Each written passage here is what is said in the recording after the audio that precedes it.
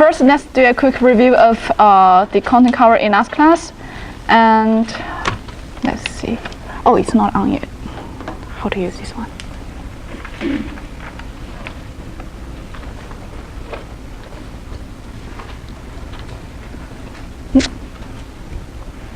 What this one is? Is there any other controller to control that? Projector on.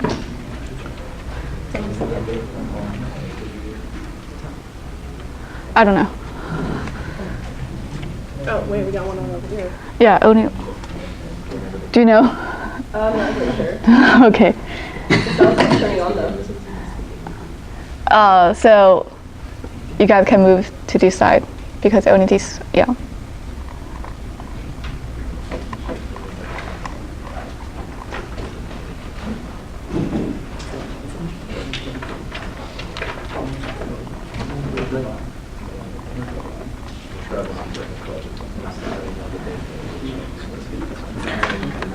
So in the last class, we calculate the strain energy of the beam, and this UE means the strain energy of each element, and EI, and this one is the definition of strain energy.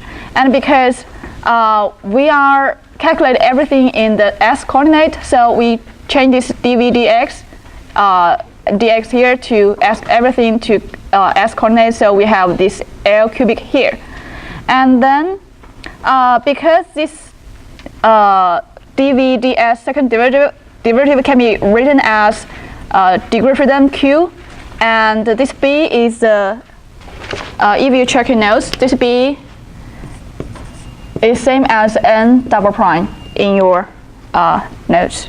I wrote last class. So for this strain energy, if you take the Q out and then group this part together, this part will become your stiffness matrix. So you can see here, for each element, stiffness matrix is UILQ, and this is the N double prime, and this is the column vector, this is row vector, and if you product column vector and row vector, it should be a 4x4 matrix, right? And so this is a result of this stiffness matrix. So if you don't believe it, you can do this integration and try it one by one, and then this should be a correct result. And in your exam and homework, you can use this stiffness matrix directly, and you can see that this stiffness matrix only depends on your EI of each beam and also the length of each beam. So for this system, we add the strain energy of each element together, because strain energy is a scalar. We can just simply add them, and then this is the strain energy. After we assemble this is strain energy of the whole system. And after calculating the strain energy, the next step is we calculate the potential energy of applied loads. So if we have the applied load F1, C1, and node 1, that is the force, and also the couple, and node 1, also the F2, C2, F3, C3. Then multiply by the corresponding deflection and rotation, we can get this one. So this is the potential energy of applied load. And if we calculate the total potential energy, it is the strain energy and the potential energy of external nodes. And we have this is same as the 1/2 kx squared in your spring system. It's the same thing, but just more complicated form. And this is a Q, degree freedom, and force. And for this quadratic form equation, if you want to minimize this potential energy, so this is the equation when you have the set of the degree freedom to get the minimum potential energy for the minimum potential energy here. So we can use this one to, so for example, if I have the beam element, if we have the EI, we know the length, so we know the stiffness matrix. And if we know the applied force, we can calculate the displacement and rotation at each node. So this is the content of last class, and I think we had an example problem that I didn't finish. Let's continue on this problem.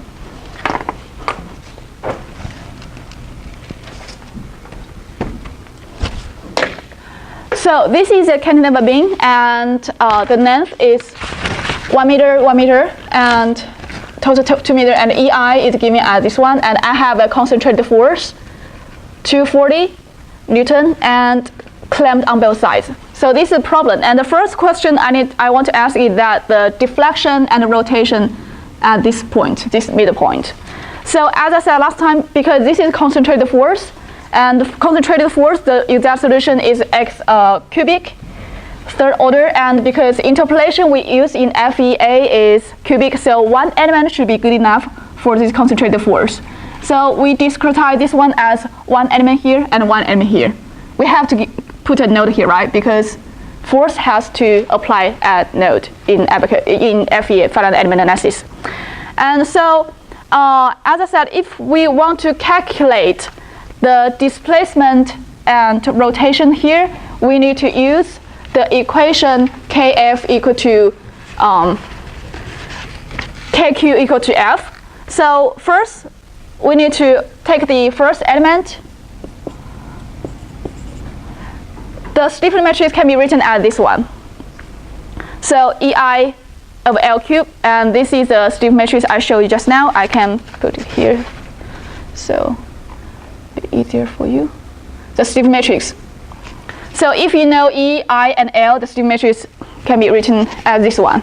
And the same for element 2, because the EI are the same for both elements, and also length, also the same, 1 meter, 1 meter. So actually the stiffening matrix of element 2 and element 1 are the same. So after we have the stiffening matrix of each element, the next step is what? Assembly, right? To do the assembly. It's same as your truss problem.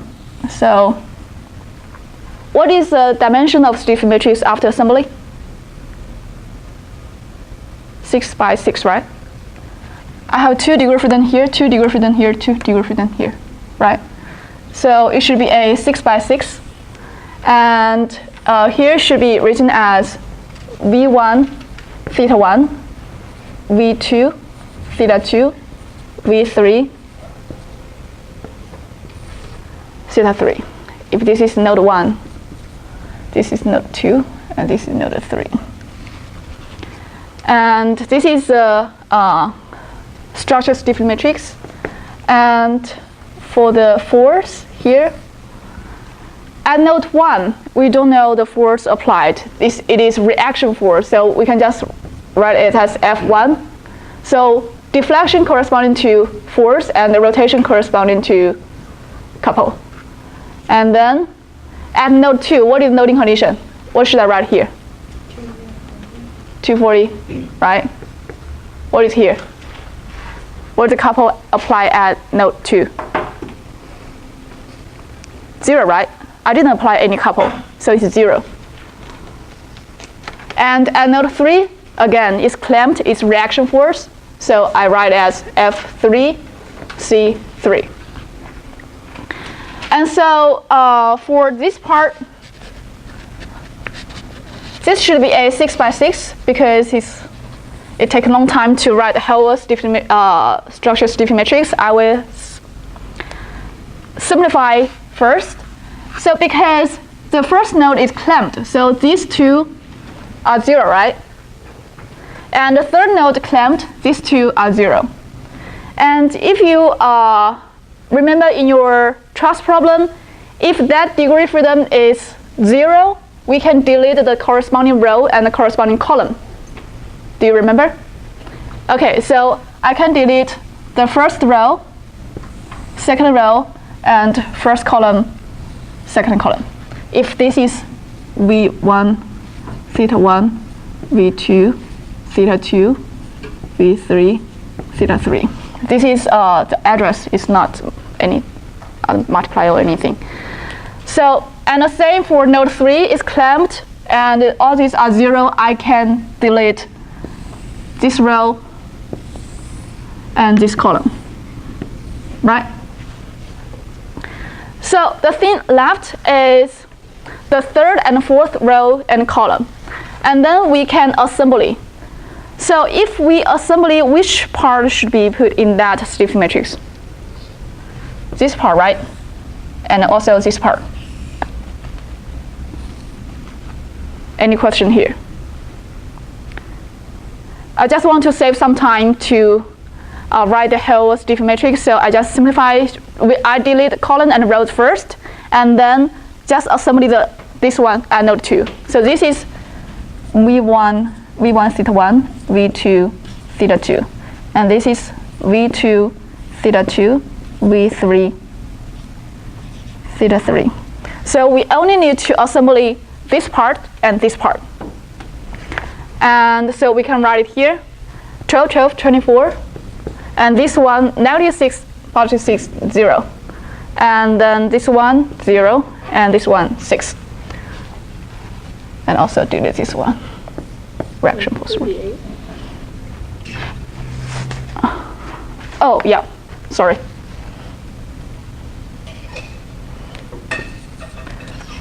So any question here? So now we have two equations, we have two unknowns. We can calculate this V2 and theta 2, right? So after assembly, after delete the row and column, this equation can be written as 24, 0, 0, 8, and V2 theta 2, 240, 0.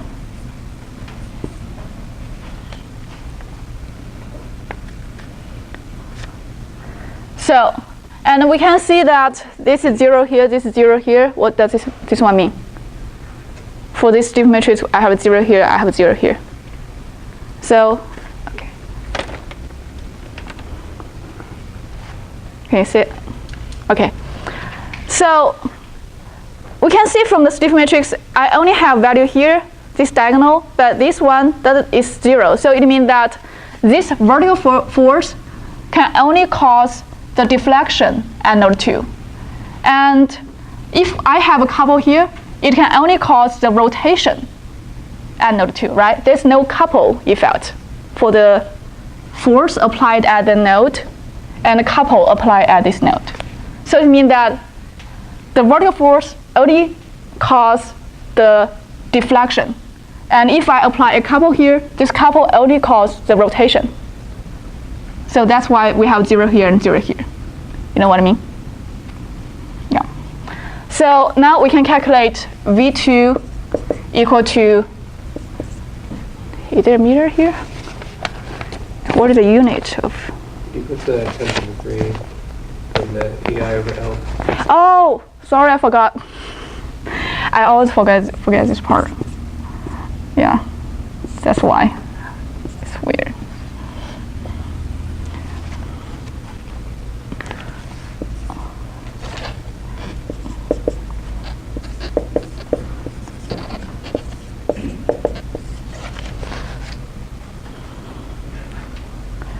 So now we have the deflection at this part at node 2 and rotation at node 2. Any question?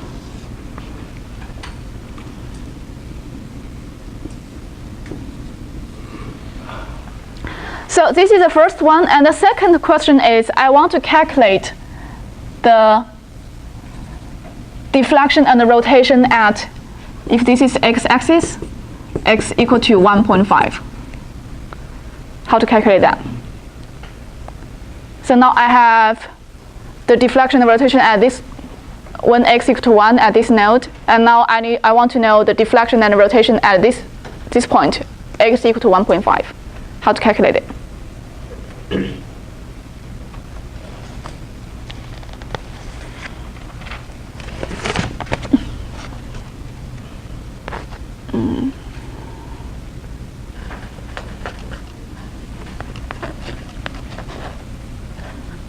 Do you remember the interpolation? I think I did the same example problem in last class. So if in finite element analysis, we always calculate the deflection and rotation at node, and then in between we do interpolation, right? And so because this point is on element 2, so we only consider about element 2 for element 2.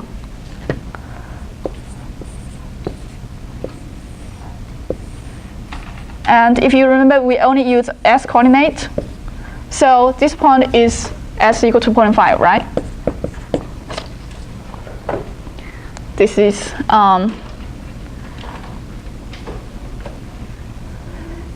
on this element, we consider this as v1 theta 1, v2 theta 2 for this single element.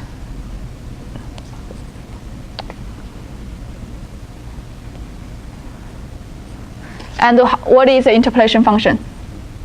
Vs equal to v1 n1 theta 1 n2 v2 n3 theta 2 n4. Remember this one, interpolation function we did the last class. And because for this point here, in element 2, it is s equal to 0.5, so we can plug in s equal to 0.5 in the shape function n1, n2, n3, n4, right? And also because for this element 2, v2 on this side 0, theta 2 on this side 0, on that side is claimed 0, so we can ignore these two terms. And also we just calculated this one. So this v2 theta 2 here is equivalent to v1 theta 1 in element 2, right? So we calculate the rotation is 0, so we only have this one. We have the deflection here at this node, just calculated, and we know the shape function n1 and plug. So it's v1 n1 half. This is a deflection at this point. Any question here?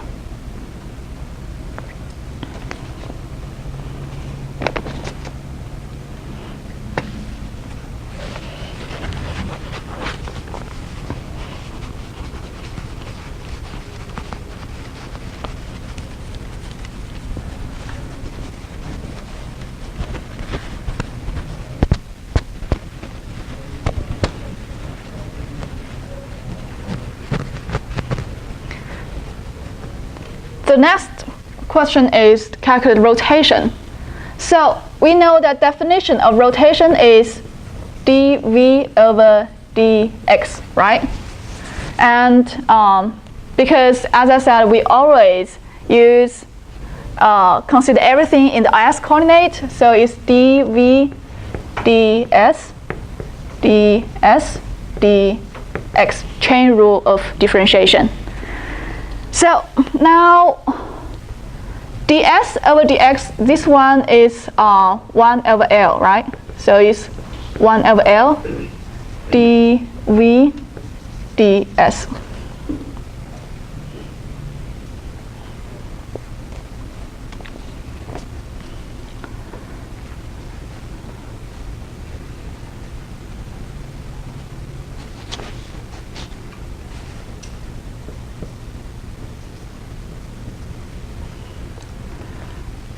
So now we can write it as, if I want to find vs prime, so it's basically 1L dv ds should be.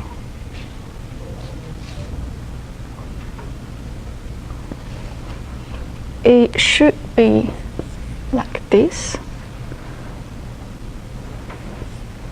v1 n1 s prime theta 1 and 2s prime.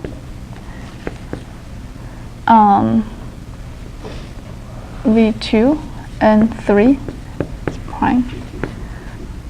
Theta 2 and 4 prime.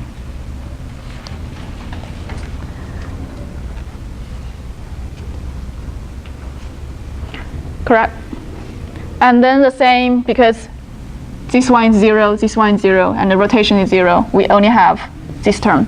And also, you calculate this shape function, take a derivative with respect to s, and then plug s equal to 1/2 in it, and we have v1. We can calculate rotation at that point. Any question here?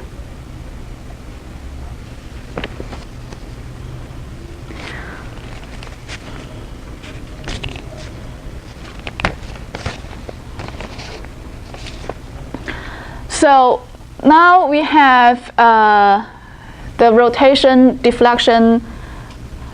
I have rotation, deflection, I calculate here first, and then once I have the nodal deflection and rotation, I can use interpolation to calculate any point, the deflection and rotation at any point along this beam, right? And this is just one point. So it means that any point on this beam, I can use this interpolation function to calculate the rotation and deflection. So now this part is done. The next question is to ask the bending moment and shear force. So to calculate bending moment and shear force on this beam.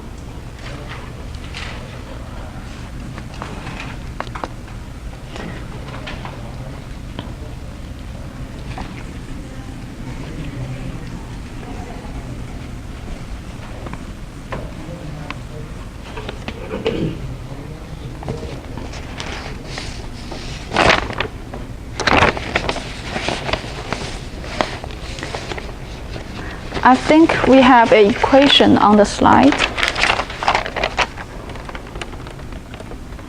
I will show you. Do you have any idea to calculate the bending moment and shear force?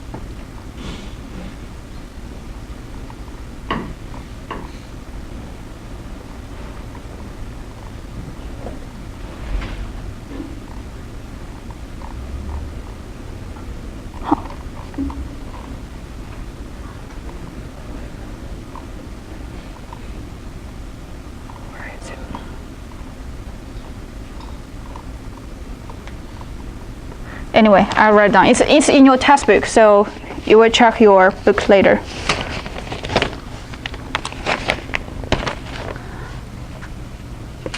So for one element, I will not write the strip matrix again. And V1 theta 1, V2 theta 2. And it can be written as Vy1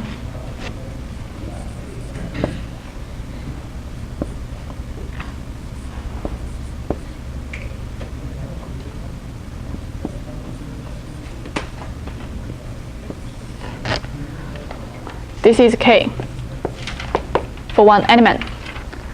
And now we have V1 theta 1, V2 theta 2, and we have stiffness matrix. We can calculate, this is shear force, this is bending moment, shear force, bending moment at 2 nodes. So we consider first this element first for element 1. We have 1000 here, and this is a 4x4 matrix, and V1 theta 1, V2 theta 2,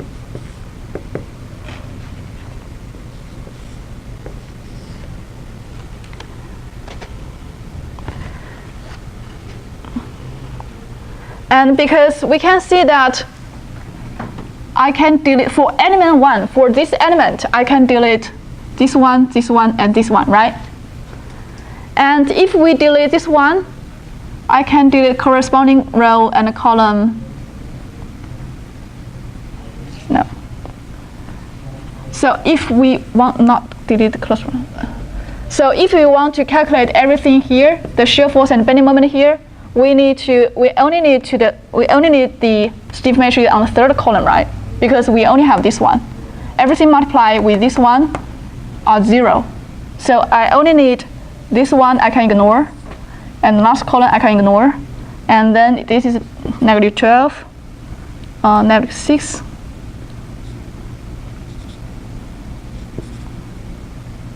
Should be right, yeah. Because when we calculate this one, we use this row multiplied by this. But because v1, theta 1, theta 2 are 0, so this term, this term, this term, I can just ignore, right? So I only need this one. So what is the value here? What is the value here? What is shear force at here? We know the V2 is, what is the V2?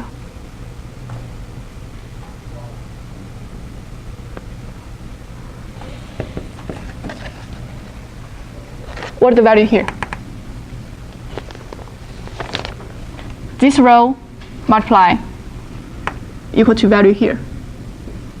So I have 1000, negative 12, and V2 is this one, so it is,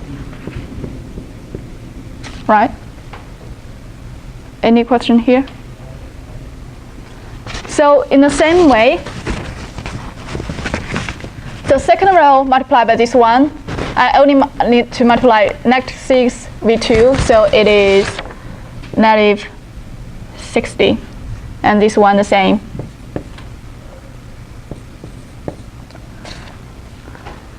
And if we compare this one, this and that one, we can see that the shear force on element 1 should be equal to 120, right? And the bending moment should be, and node 1 should be, this one should be 120, oh no, 60, and node 1.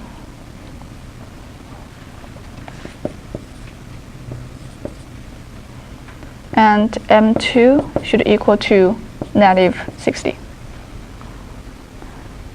Correct? Shear force, bending moment, shear force, bending moment. And we calculate that this is a result, value we calculated. So it means that shear force on element 1 is 120. And bending moment at node 1 is positive 60. And bending moment at node 2 here is negative 60, right?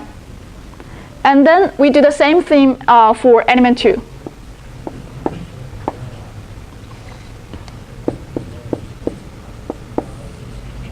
Still, we have 4x4 stiff matrix here, and we have V2, theta 2, V3, theta 3.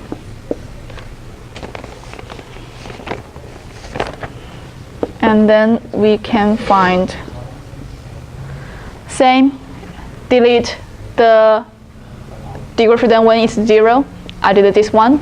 So in this calculation, if I want to calculate result here, I only need the result, the stiff matrix in the first column, right? Because everything on the third column, second column, third column, fourth column are multiplied by 0, right? So I only write this one as 12, 6. And this second, third, fourth can be ignored. So what is the value here?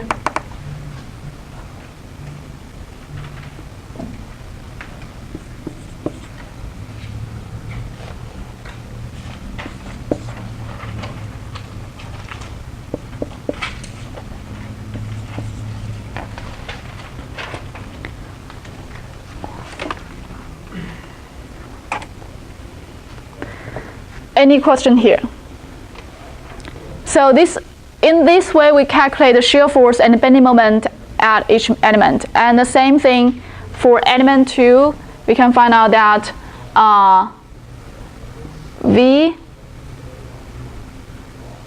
Vy equal to 120, negative 120, and M bending moment at node, I will write the global node at node 2 is negative 60, and bending moment at node 3. At this node, you can see here, equal to 60. So now we can use this value to plot what the bending moment and shear force look like.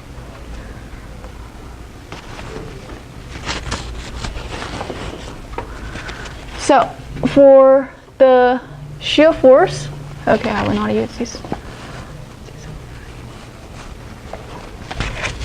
This is node 1. This is node 2. This is node 3. For element 1, the shear force is 120. And this shear force is constant on this one element. And for element 2, the shear force is negative 20, negative 120. So the shear force look like this. 120, 120, negative 120, negative 120. This is the shear force plot.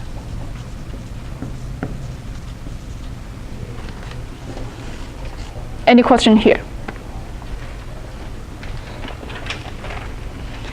And for the bending moment,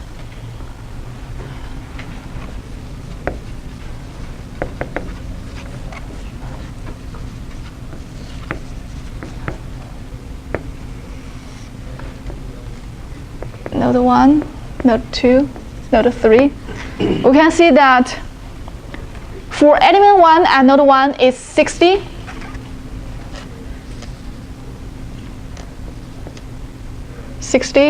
And node 2 is negative 60.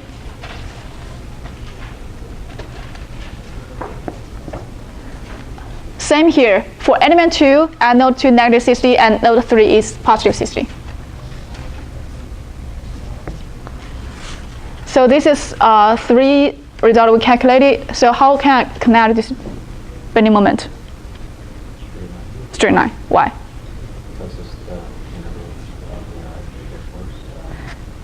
Yes, yes, yes. It's integral shear force, or we can say that it's bending moment is EI dV dx, because V is cubic, V is x cubic. So if take a second derivative, this one should linear change along the x. So we just change connect like this. Okay. I'm horrible at drawing this one. Anyway. So any question here? Shear force, bending moment. How to calculate and how to plot.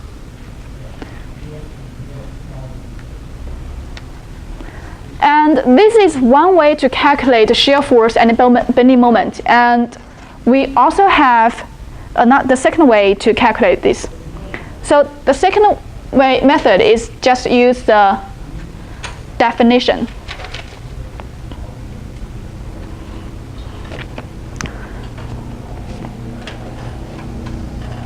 This one.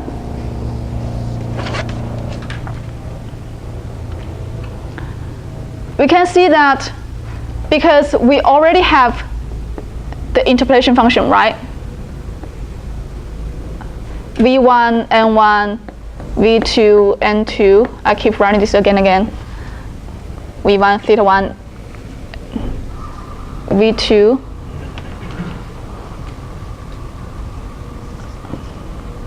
N3, theta 2, N4.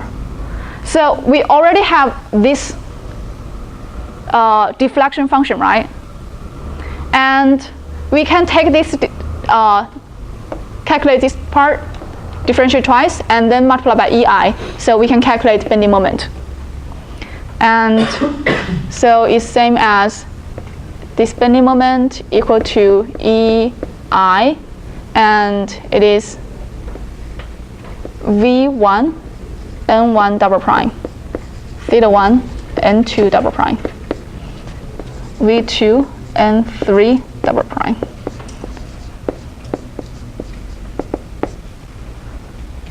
So this is another way to calculate bending moment. And the same, if we want to calculate shear force, we can always use definition of shear force. Same here. So because, as I said, V is cubic, and this double prime should be linear change, and this V shear force on each element should be constant on one element. Any question here? You can try this, the second method yourself during spring break if you want, and to see if you get the same results. So any question on this part?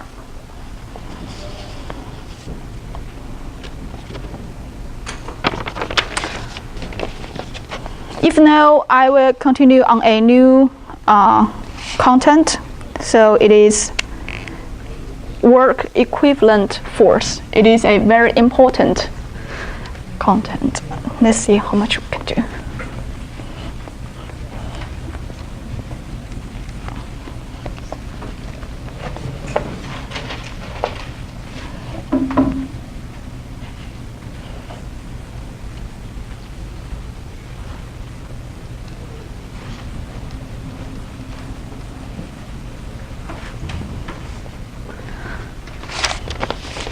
So as I said, in finite element, we always need to apply force on a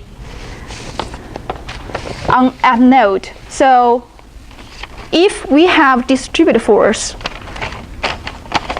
what should we make the equivalent?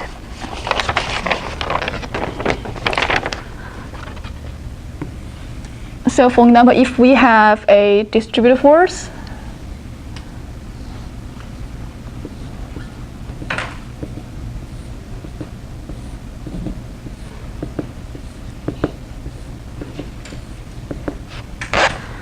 and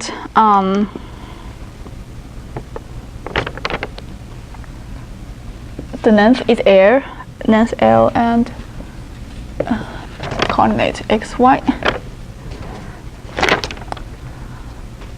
How to convert this distributed force to the nodal force or nodal couple bending moment? Because in finite element, there's no way we can use this distributed force. The only way we can calculate it is when we make it as, for example, we discretize in this way and convert this one to equivalent nodal force and couple. So how can we do this? As I said, equivalent, there's something equivalent, right? What should be the equivalent to make them equal?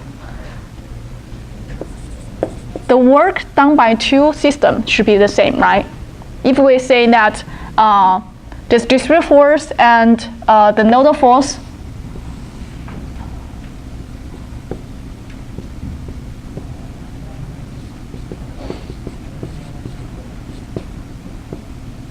same here, same here.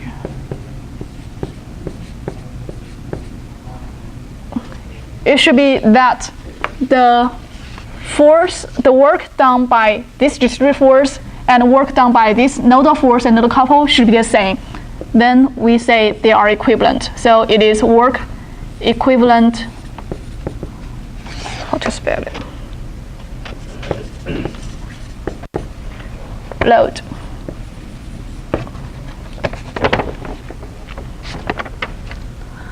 So first we calculate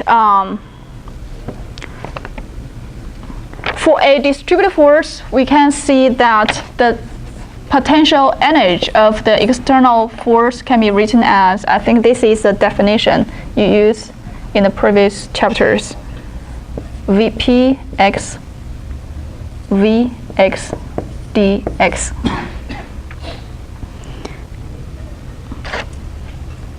So if I have a distributed force here, and it's a function of px, and then if I want to calculate the potential energy of this distributed force, this is the equation to calculate the potential energy. And then because we know that for if we discretize into several elements, for each element, it can be written as, again, we convert this x into s, always convert it to s, because deflection we always written as function of s for one element.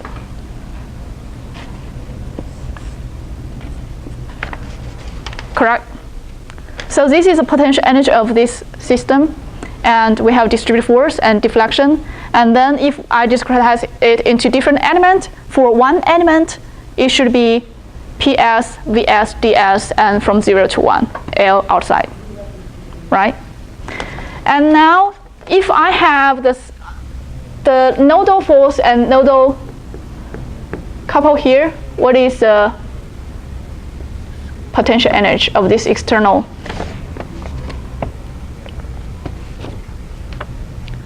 So if I take one element out, it should be F1, C1, F2, C2. So it is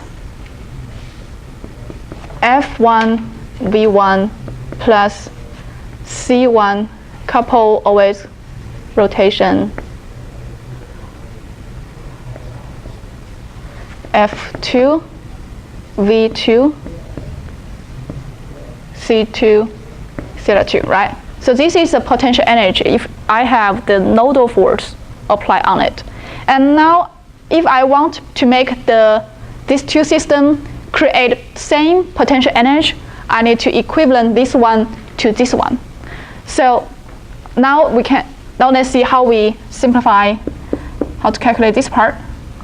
So because we already have the VS equal to VI NI, so I can write this one as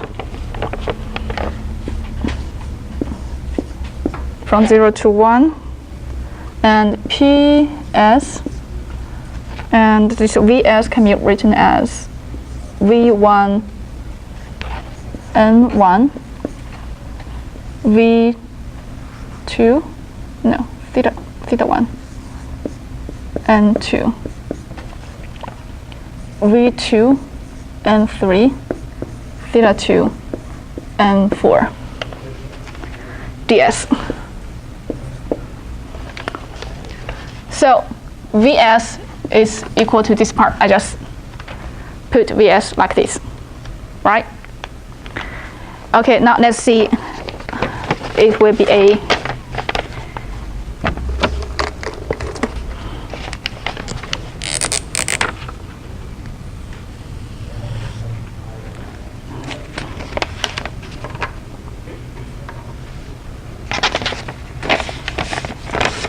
so it should be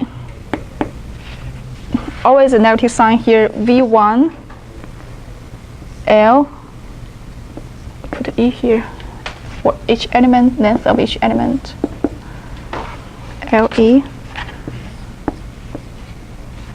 PS, N1 S, DS.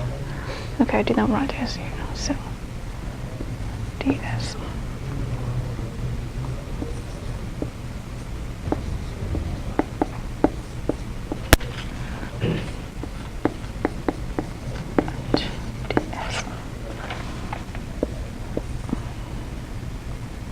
V2 from 0 to 1, PS, N3 ds,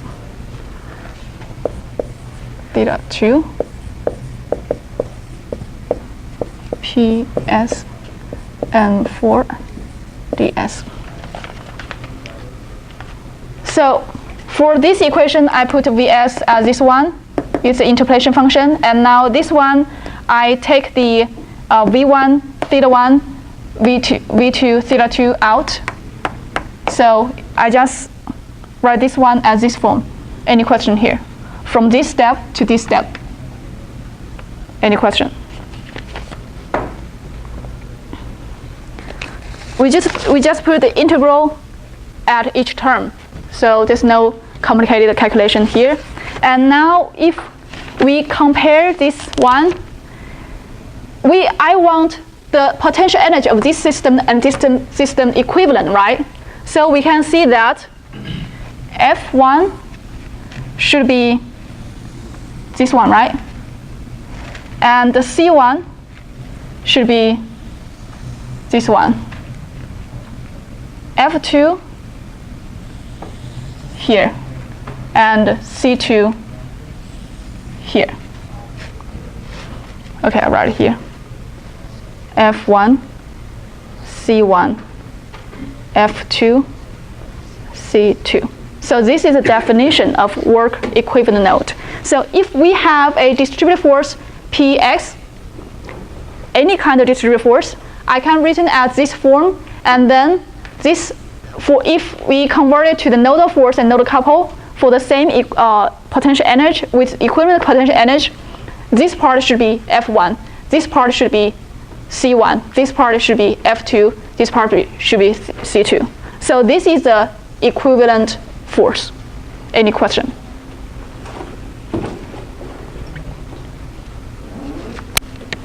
Okay, time's up. So Dr. Sanka will continue on this part and give you example problems. And the Abacus homework 2 is due on Friday, I think. And everything submit online, include your report and CAE file. Don't forget your CAE file. And what else? I have office hour tomorrow, yeah.